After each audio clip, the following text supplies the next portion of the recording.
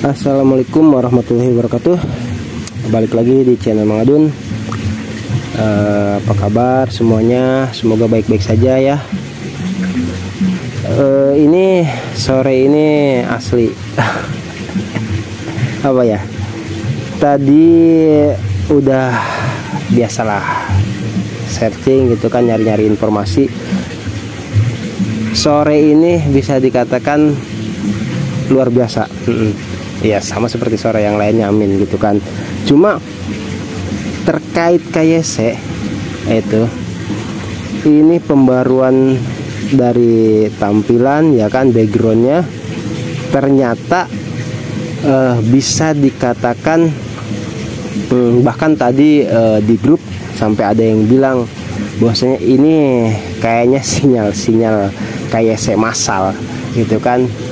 Itu membaca itu aja, jujur gue langsung apa ya namanya, merinding lah gitu kan, langsung kaget juga gitu. Wah, ini luar biasa ini berita kali ini nih gitu kan, sangat ditunggu-tunggu sama Pioneer gitu.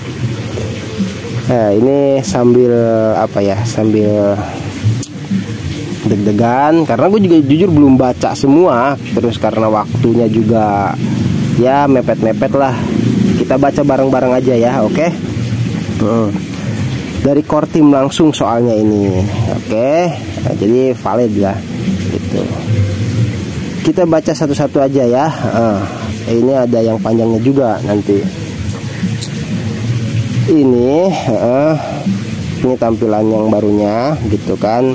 Di core team tuh atasnya 21 Januari jam 10 tadi ya Pak, apa pagi apa mungkin ya, 11-an lah.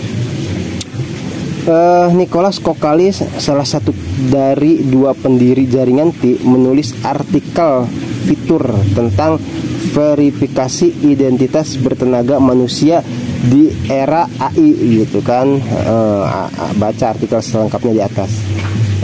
Di era AI itu apa sih, kemarin sempat udah gue bahas ya, itu semacam robot buatan lah ya kalau nggak salah ya. Jadi ini perpaduan antara kemampuan robot buatan gitu loh dengan dikatakan identitas bertenaga manusia. Jadi luar biasanya gitu. P-Network ini nggak cuman mengandalkan robot buatan gitu untuk hal yang berhubungan dengan QC gitu kan, sementara benar-benar selektif dilakukan perorangan gitu loh, identitas bertenaga manusia. Itu dari situnya aja kita udah bisa ini ya, tapi nggak tahu gua ke sananya kesimpulan gua benar atau enggak. Kita baca bareng-bareng aja karena gue juga belum baca ya, oke?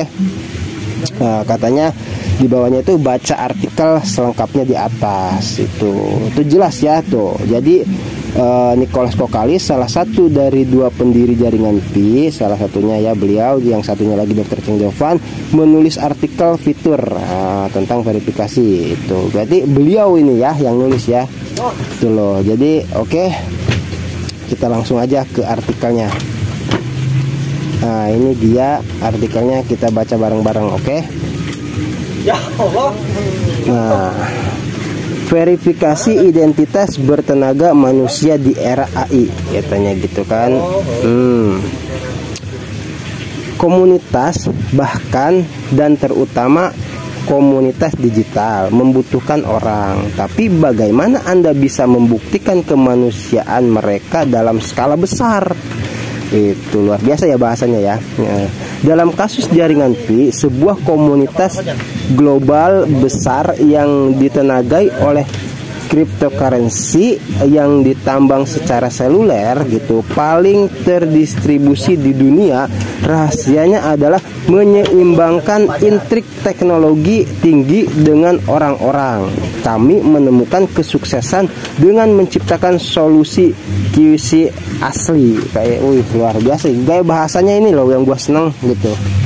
Beda banget ya dengan bahasa sehari-hari kita. Ya Allah, dialunkan.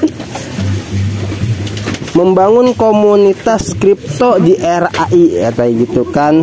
Ekosistem kripto seperti Ethereum, Solana atau P-Network adalah komunitas yang terdiri dari berbagai aktor mulai dari pengguna akhir dan pengembang hingga penambang dan validator. Namun menciptakan komunitas yang berkembang dan bertahan lama membutuhkan keterampilan dan sumber daya yang signifikan gitu. Sumber dayanya besar ya gitu kan. Jadi bisa dikatakan sistem kriptonya seperti Ethereum aja, katanya Solana gitu kan, atau P-Network adalah komunitas yang terdiri dari berbagai aktor gitu. Bisa dikatakan orang banyak lah gitu kan. Terus mulai dari pengguna akhir dan pengembang hingga penambang dan validator. Itu ya, itu dikatakan. Namun menciptakan komunitas yang berkembang katanya dan bertahan lama membutuhkan keterampilan dan sumber daya signifikan. Jadi dikatakan di sini bertahan lama ya karena kan ini untuk skala panjang lah gitu. Jadi gimana caranya supaya P-Network ini benar-benar ketika sudah terjadi gitu kan, itu benar-benar kuat dan bisa tahan lama gitu loh. Nggak cuma istilahnya sudah jadi aja gitu kan. Itu kan harus dipikirkan gitu. Di video sebelumnya sampai gue sempat bahas itu, ternyata di dalamnya gitu kan itu sampai ada pengamanan gitu kan, ada semacam gerbang sensor dan sebagainya. Di video sebelumnya juga sempat gue bahas itu. Kalau nggak salah yang ada di thumbnailnya itu masuk ke alam digital yang seperti itu ya. Terus konsep core team untuk mengamankan semua pioner dan kode jaringan utama itu di sana ada, udah gue bahas gitu kan. Oke, kita lanjut ya. Asik nih, gue seneng bagaimana bahasanya gitu kan. Sebentar, ini gue pasin dulu kameranya karena oke. Terus sampai signifikan itu ya. Kami telah melihat jaringan sosial tradisional seperti Facebook dan Twitter menggunakan algoritma bertenaga AI atau kan untuk menumbuhkan basis pengguna mereka. Tetapi itu bisa jadi masalah selama bertahun-tahun, katanya Dr. Nicholas. Facebook mengandalkan algoritma bertenaga AI untuk menyortir dan merekomendasikan konten pada pengguna berdasarkan referensi dan perilaku online mereka. Bener banget gitu kan. Meskipun ini bekerja dengan baik pada awalnya, mengandalkan algoritma AI saja menghasilkan banyak konsekuensi yang tidak terduga. Jadi ada bisa dikatakan hal-hal yang tidak diinginkan ya, yang tidak terduga, karena itu hanya robot buatan kan gitu kan. Dengan pandangan miring katanya, asik nih bahasanya, terhadap keterlibatan mentah sebagai kebaikan tertinggi, algoritma ini dapat mengambil tindakan antisosial, mulai dari membuat ruang gema hingga memperbesar bias manusia melalui diskriminasi gitu katanya ya. Jadi bakal banyak bisa dikatakan hal-hal yang tidak diinginkan ya kalau cuman mengandalkan kekuatan AI, katanya seperti itu ya gitu loh. Ya misalkan misalkan kita ngunggah, kan kalau di Facebook nih ya, ngunggah konten-konten yang kayak gitu tuh bisa lolos lah kayak gitu kan. Banyak hal-hal yang tidak diinginkan gitu, kejadian-kejadiannya gitu kan. Terus katanya dengan pandangan miring terhadap keterlibatan mentah sebagai kebaikan tertinggi, algoritma ini dapat mengambil tindakan antisosial, katanya gitu ya. Jadi mulai dari membuat ruang gema hingga memperbesar bias manusia melalui diskriminasi. Ini bahasanya udah pokoknya itu aja lah, kita ambil simpel-simpelnya aja ya, yang ngerti-ngertinya ya syukur kalau yang ngerti gitu. Pokoknya ini langsung dari core team, langsung dari Dr. Nicholas ya. Oke, kita geser dulu sebentar ke atas.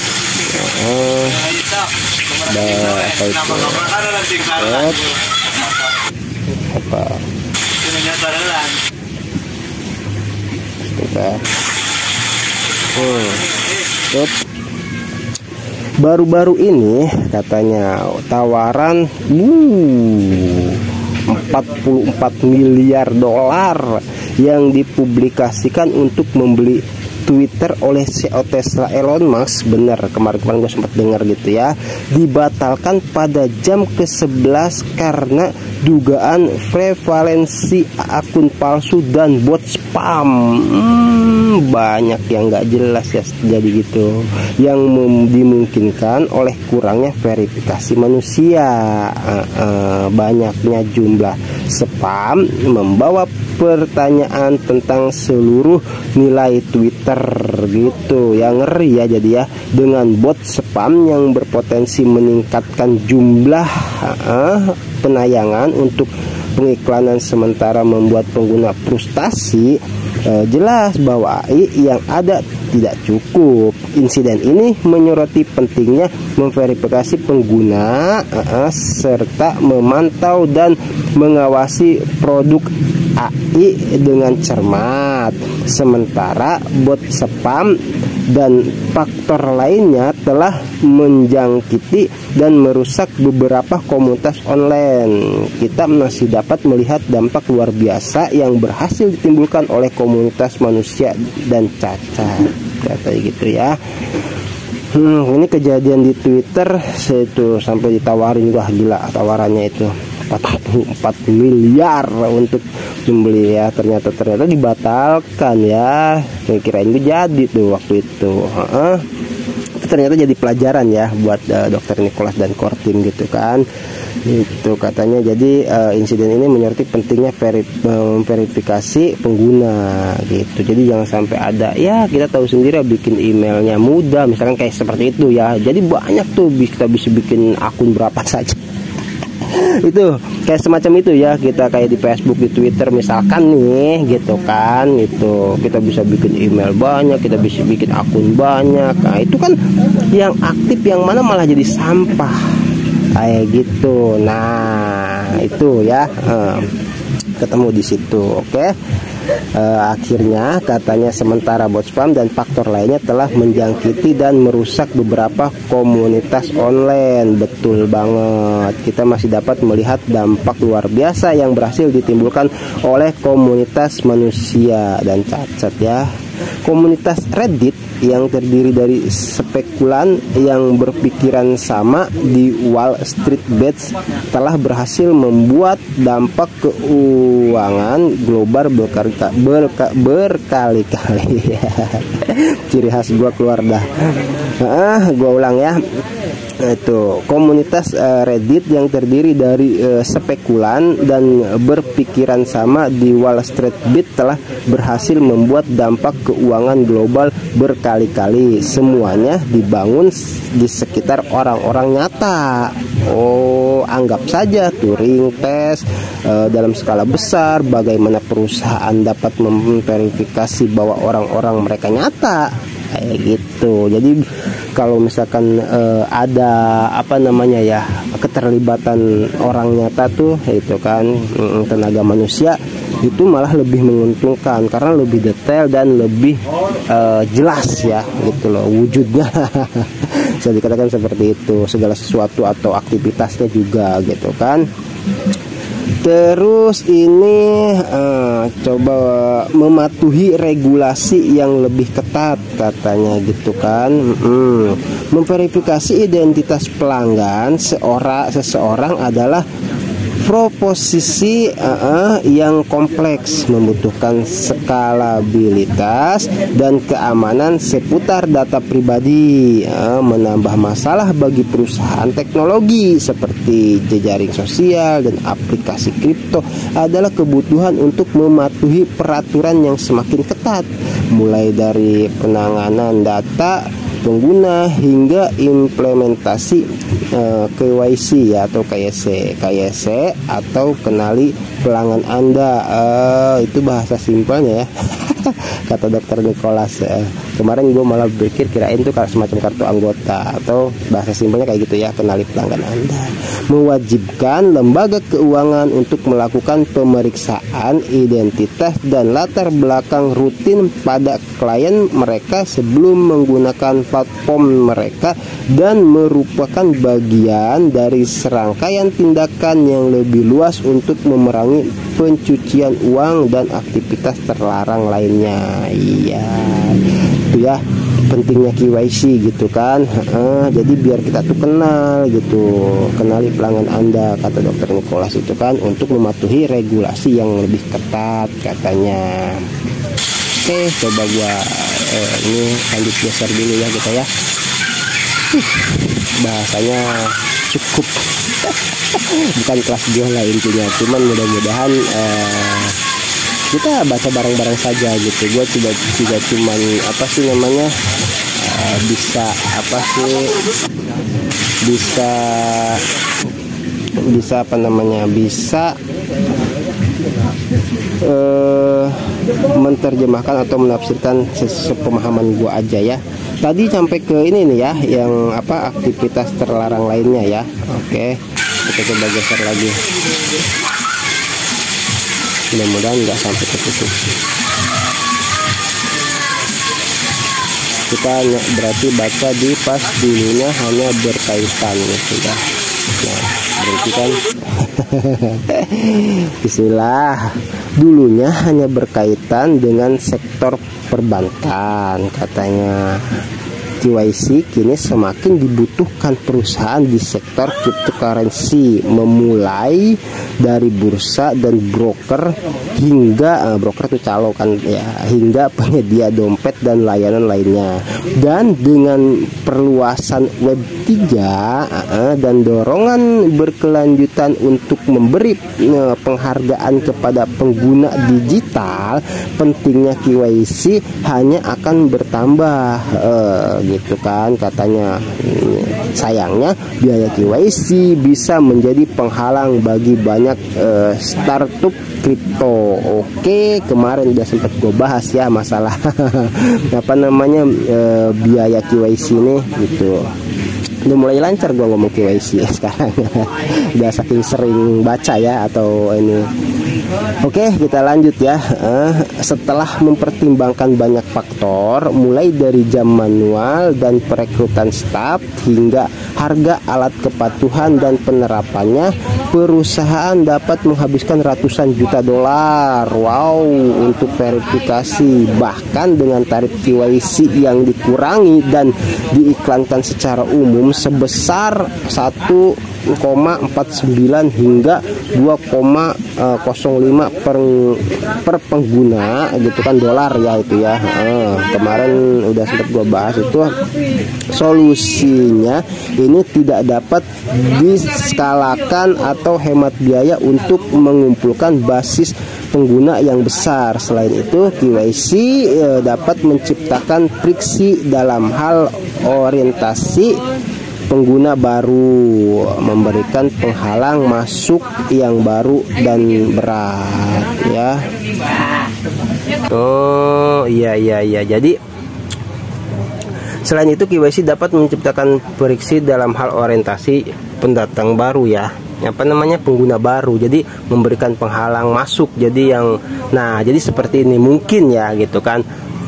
Dengan adanya pengenalan pelanggan gitu kan, jadi kalau ada yang baru itu tar dulu nih ya kan, ya tadi itu karena kalau misalkan mengandalkan AI gitu kan, kayak misalkan Facebook, Twitter dan sosial media lainnya gitu kan, itu bisa saja yang pelanggan barunya masuk, padahal tahu sendiri kan bikin akun Facebook sampai puluhan sampai ratusan aja bisa gitu loh. Nah, dengan adanya KYC seperti ini gitu loh, itu dikatakan katanya jadi ada pengguna baru itu ada orientasinya gitu kan, tidak sembarangan lah gitu, dan memberikan penghalang masuk gitu yang baru dan berat gitu. Jadi intinya gak mudah ya kalau ada yang mau gabung lah kasarnya atau mau jadi pelanggan baru, tuh ada syarat-syarat tertentu kayak gitu ya.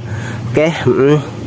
Di Inggris saja misalnya 1/4 aplikasi baru ditinggalkan karena gesekan KYC. Kemarin udah kita bahas ya. Itu mengungkapkan ironi utama KYC dalam ketidaksabaran kita. Ya ampun, kita seringkali terlalu manusiawi untuk membuktikan kemanusiaan kita. Wih, bahasanya. katanya itu mengungkapkan ironi utama, katanya bener gitu. Karena apa ya? Karena kan manusia tuh zaman sekarang ya itu pengennya tuh instan, pengennya tuh buru-buru gitu loh, gitu, tanpa tahu gitu loh bahwasanya apa yang terjadi di sana itu, apa yang sedang dilakukan Kortem itu gitu. Itu tidak semudah gitu. Gue udah sering banget ngomong ya kan, ya gimana ya, karena kan kalau bahasa ini mah apa sih, rezeki lah gitu kan. Ada yang udah bertahun-tahun belum KYC gitu kan. Nah di situ sabar gitu kan. Nah dengan adanya artikel ini nih, katanya tadi sampai ada yang bilang ini sepertinya sinyal-sinyal ada KYC massal nih gitu ya kan. Oke, kita lanjut ya. Katanya ini kita seringkali terlalu manusiawi untuk membuktikan kemanusiaan kita. Oke. Pemecahan untuk KYC yang dapat diskalakan. Oke, untuk maksudnya ini pemecahan untuk KYC yang dapat diskalakan. Kita baca ya. Untuk mengatasi dilema KYC ini, yang tadi tuh dilema karena antara ibarat Kortim tuh dalam artian kasihan lah gitu sama pioner yang belum KYC, dan sementara di Inggris saja katanya banyak ditinggalkan ya. Misalkan misalkan ada yang ini lama nih, gua hapus aja aplikasinya kayak gitu. Nah untuk katanya mengatasi dilema KYC seperti ini, kami percaya desain yang berpusat pada manusia dan teknologi yang dapat diskalakan akan memungkinkan masa depan Web 3 untuk memberikan kompensasi yang transparan dan adil kepada pengguna sambil mempertahankan anonimitas pribadi dan kepatuhan hukum ya maksudnya gitu. Jadi karena dilema nih gitu kan, untuk mengatasinya seperti itu. Percaya nih Dr. Nicholas tuh mempercayakan berpusatnya gitu kan kepada manusia dan teknologi. Luar biasa ya. Jadi bukan kepada teknologi aja gitu kan, mau gimana lagi lah sekarang orang sebanyak itu gitu kan gitu. Terus untuk menangani orang sebanyak itu gitu, Kortim tuh kan tahu sendiri jumlahnya tidak sebanding lah dengan pengguna gitu kan yang pengen KYC gitu ya. Tapi tetap dilakukan katanya Dr. Nicholas ini. Katanya untuk memberikan kompensasi yang transparan dan adil kepada pengguna sambil mempertahankan anonimitas pribadi dan kepatuhan hukum gitu. Iya bener banget tuh kan, kita identitasnya lengkap. Lanjut, jaringan Pi didirikan berdasarkan sintesis ya. Jaringan Pi didirikan berdasarkan sintesis fakta ilmiah dan kebenaran manusia. Wow, bahasanya itu loh. Sebagai PhD Universitas Stanford katanya gitu, Anda mungkin berharap banyak dari kami. Kami mengatakan kebenaran ilmiah karena kami percaya ada kebenaran dalam segala hal yang kami lakukan dalam upaya untuk lebih dekat dan menguji hipotesis kami dalam desain, strategi dan manajemen gitu ya. Luar biasa nih katanya Dr. Nicholas tuh, katanya sebagai PhD Universitas Stanford katanya, Anda atau pioner mungkin berharap banyak ke kami gitu ya. Karena apa? Ya pengen gitu kan, kapan KYC gitu kan, kami mengatakan kebenaran ilmiah gitu. Jadi ini apa adanya lah gitu kan Dr. Nicholas itu. Karena kami percaya ada kebenaran dalam hal yang kami lakukan dalam upaya untuk lebih dekat dan menguji hipotesis kami dalam desain, strategi dan manajemen.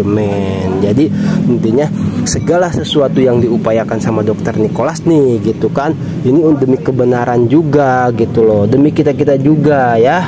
Itu ada hal yang istilah kata Dr. Nicholas ini perjuangkan lah gitu kan, dan Dr. Nicholas yakin dengan apa yang beliau perjuangkan itu kayak gitu ya.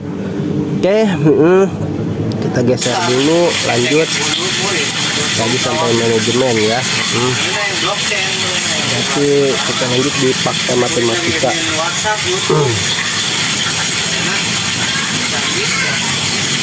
Oke. Fakta matematika yang tidak berubah memandu kami katanya, dan kami selalu menganalisis data empiris untuk menginformasikan iterasi berikutnya katanya gitu. Jadi ketika kami mengatakan kebenaran manusia, kami mencerminkan fakta bahwa tidak ada proyek yang dibangun dalam ruang hampa. Semua yang kami lakukan dialami oleh orang-orang nyata, di tempat yang nyata juga, dengan kehidupan yang nyata, emosi dan pengalaman yang dapat mempengaruhi persepsi mereka. Beberapa kebenaran manusia bersifat mendasar, lainnya dapat ditempa gitu kan. Kami juga mempertimbangkan kebenaran manusia dan kebutuhan komunitas di setiap iterasi. Kalau gue perhatikan nih dari maknanya nih ya, Dokter Nicholas kayaknya curhat juga gitu loh, gitu.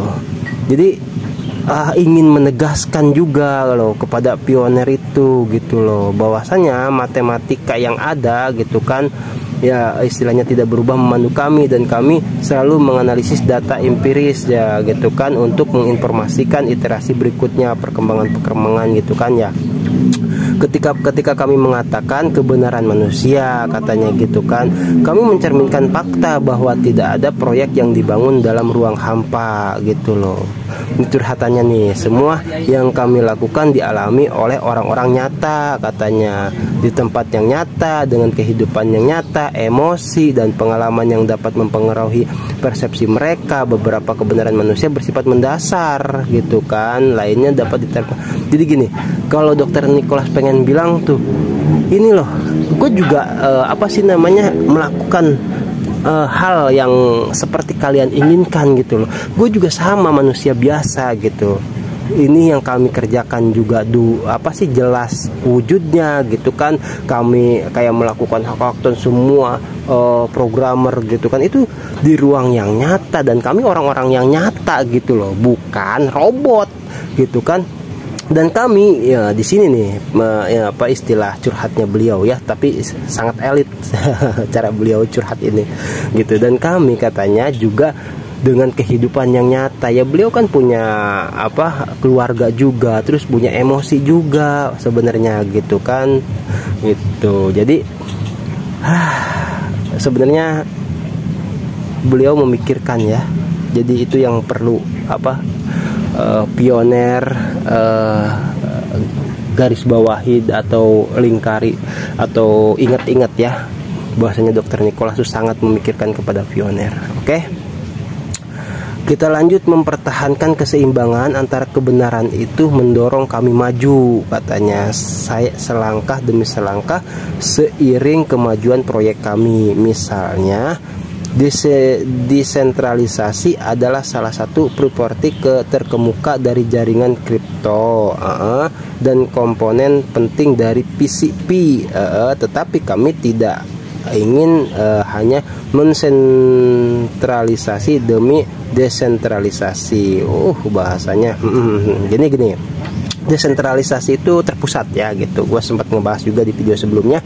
Jadi katanya mempertahankan keseimbangan antara kebenaran itu mendorong kami maju. Jadi antara kita tuh harus tetap stabil gitu, core team harus kompak gitu kan, semua harus tetap sabar gitu kan menghadapi proyek besar ini gitu kan. Nah, antara keseimbangan gitu kan dan kebenaran itu mendorong Dokter Nicholas dan semua core team itu untuk maju gitu, selangkah demi selangkah gitu kan, seiring kemajuan proyek kami.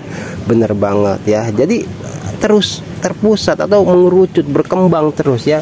Gue udah sering bilang ini soal kemajuannya gitu kan. Misalnya terpusat adalah salah satu properti terkemuka dari jaringan kripto katanya, dan komponen penting dari PCP. Ya betul. Jadi supaya kita tuh terpusat lah gitu kan.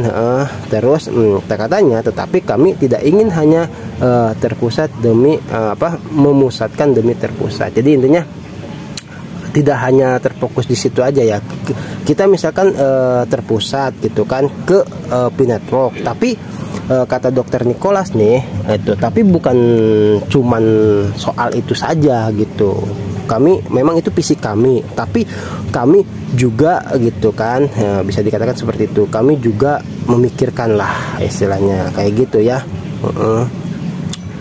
Oke, lanjut sebentar.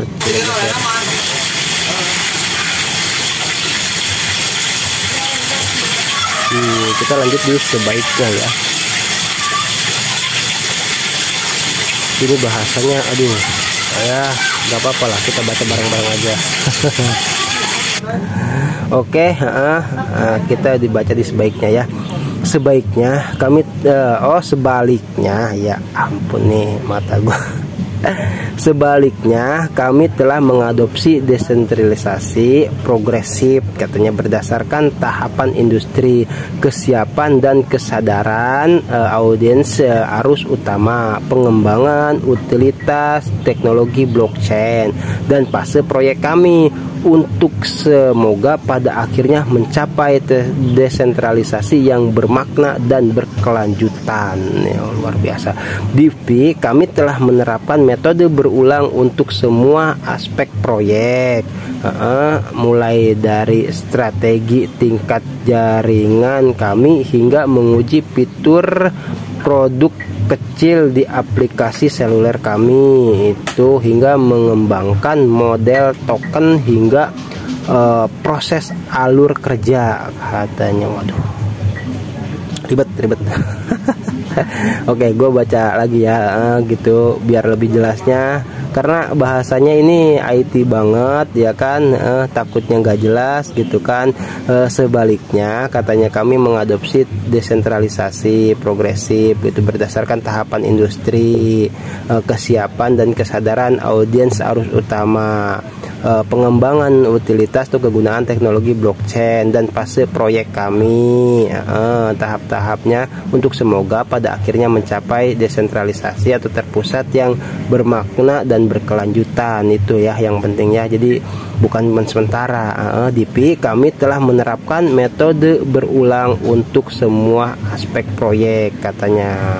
Metode berulang ya ini, mulai dari strategi tingkat jaringan kami hingga menguji fitur produk kecil di aplikasi seluler kami, hingga mengembangkan model token hingga proses alur kerja. Wah, luar biasa, detail sekali, ampun. Udah pokoknya gitu aja ya. Kita lanjut dah. Gue aslinya ini bukan ranah gue sih, cuman gue seneng banget ada informasi yang terus berkembang ya dari P-Network ini, luar biasa.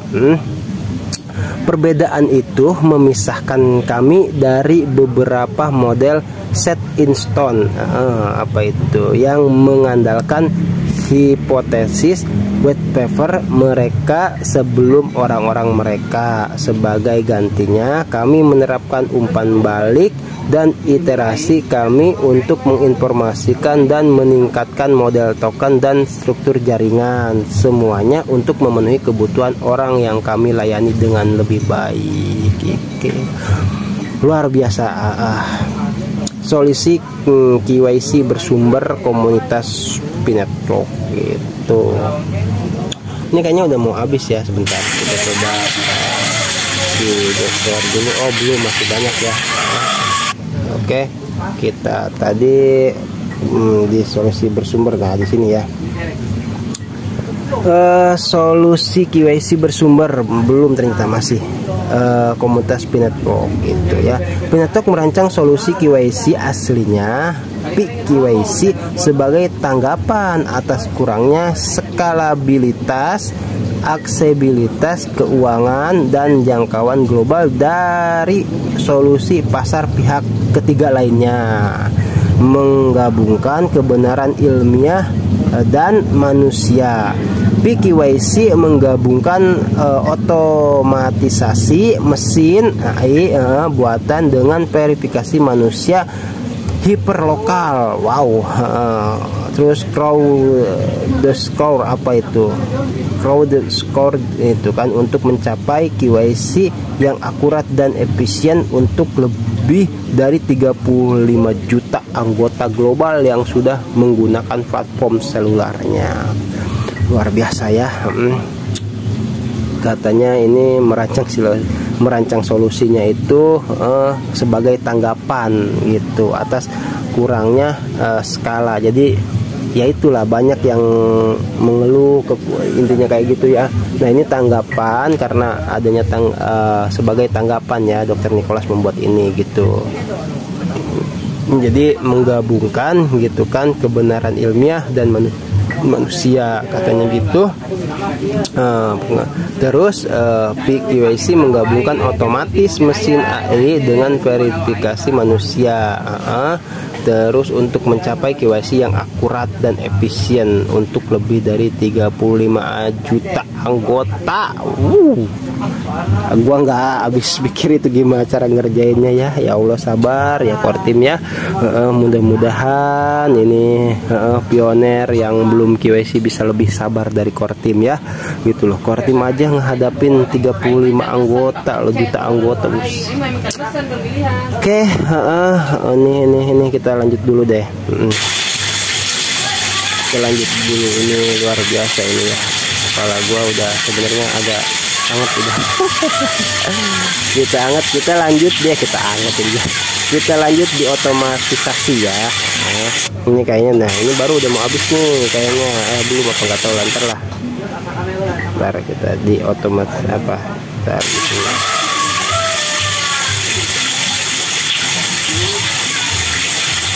Oke, di otomatisasi ya,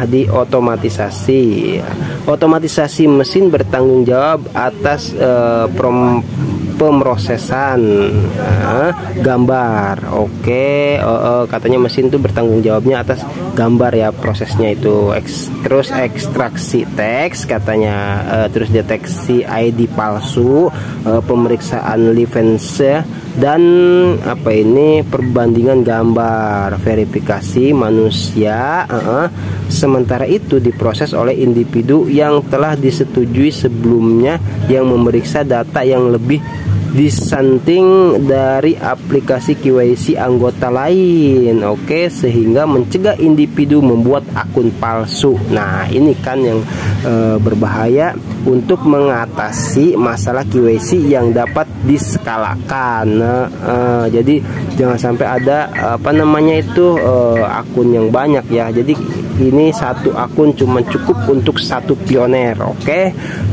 PQIC sekarang membanggakan tenaga kerja validasi manusia ya, yang kuat dan mandiri di lebih dari 200 negara di seluruh dunia, area yang mewakili sekitar 90,6% populasi global gitu ya. Oke, kita lanjut ke apa ini, jaringan terus berkembang ya, dengan lebih dari dengan lebih dari 125.000 validator. Wow, terpercaya yang memvalidasi aplikasi KYC secara global, yang upayanya dihargai DP. Selain mencegah akun spam dan mencegah aktor jahat, asik bahasanya aktor jahat ya, kayak sinetron aja, PQIC membantu jaringan untuk mematuhi peraturan hukum sambil mengembangkan komunitasnya yang berkembang tanpa hambatan. Di era AI, Network telah membangun solusi KYC terukur, tersentralisasi, gitulah pokoknya mah, yang menggabungkan otomatisasi mesin dengan verifikasi manusia.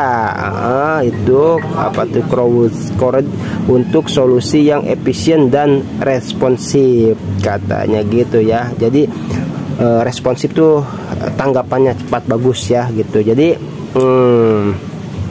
ini dibantu ya, dibantu sama validator atau tenaga manusia sekitar 125.000 katanya, itu udah terpercaya gitu kan untuk masalah KYC gitu kan. Oke, kita lanjut. Mana tadi ini ya, sorry, biasalah di basecamp banyak gangguan. Nyampe di 1.250.000 ya. Jadi berkembang tanpa hambatan di era, alhamdulillah ya, menggabungkan otomatis mesin dengan verifikasi manusia. Itu mungkin ya, maaf ya, intinya KYC ini tuh nggak mudah, sampai udah menggunakan AI juga, pakai tenaga manusia juga ya gitu. Terus memanfaatkan yang terbaik dari kedua dunia. PKYC memungkinkan jaringan untuk membangun komunitas kripto yang patuh secara hukum, yang dioptimalkan untuk akurasi, privasi dan aksesibilitas global, dan yang terbaik itu benar-benar manusia pada. Nah, ini bahasa orang Indonesia banget nih gitu. Dokter Nicholas sampai ngomong kayak gitu, itu bener-bener manusia pada intinya. Pokoknya mah itu bener-bener orang gitu loh, gitu kan. Ini sampai apa ya, memberikan yang terbaik lah intinya gitu kan. Oke, kita lanjut dulu geser ya. Berarti kita lanjut di sebenarnya.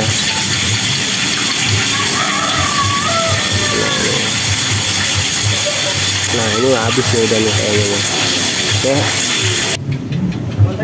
Oke, kita lanjut di sebenarnya ya. Sebenarnya sulit bagi pengusaha manapun untuk mengetahui apakah atau kapan proyek mereka akan berhasil, dan itu juga berlaku untuk kita. Iya Allah, sampai nyebut kita loh, Dokter Nicholas.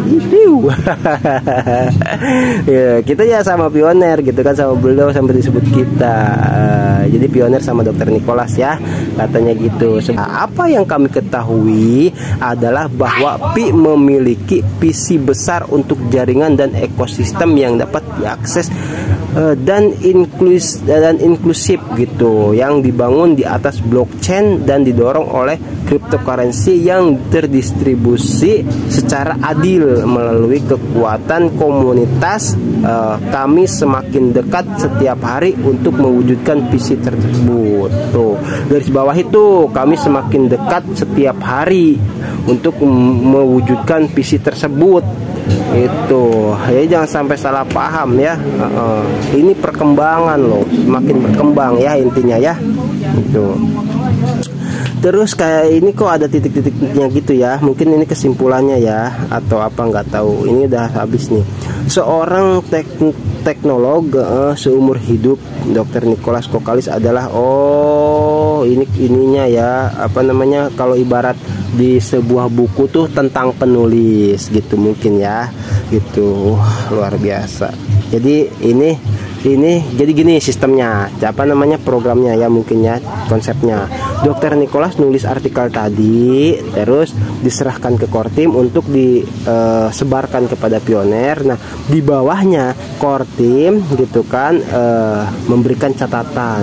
Ini loh Dokter Nicholas itu ya. Katanya seorang teknolog seumur hidup, Dr. Nicholas Kokalis adalah pendiri dan kepala teknologi di jaringan PI.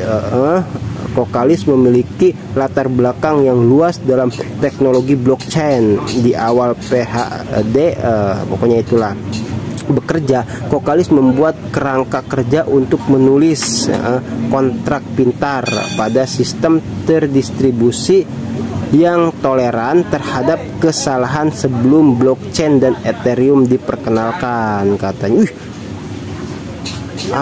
Ini gue nggak salah baca nih, gila. Sebelum blockchain dan Ethereum diperkenalkan, gila. Oke. Udah, pokoknya itu ya.